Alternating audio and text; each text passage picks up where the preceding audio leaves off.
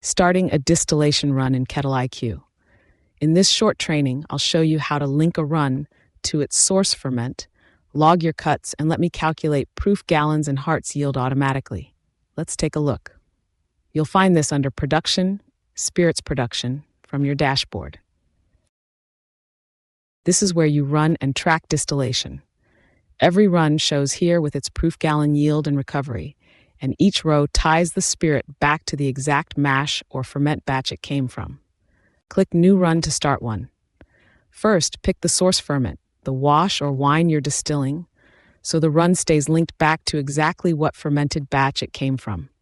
That traceability matters for your records and for TTB reporting. Enter your still, your run type, stripping run or spirit run, and start volume and proof. As the run goes, log your cuts, heads, hearts, and tails with the volume and proof of each.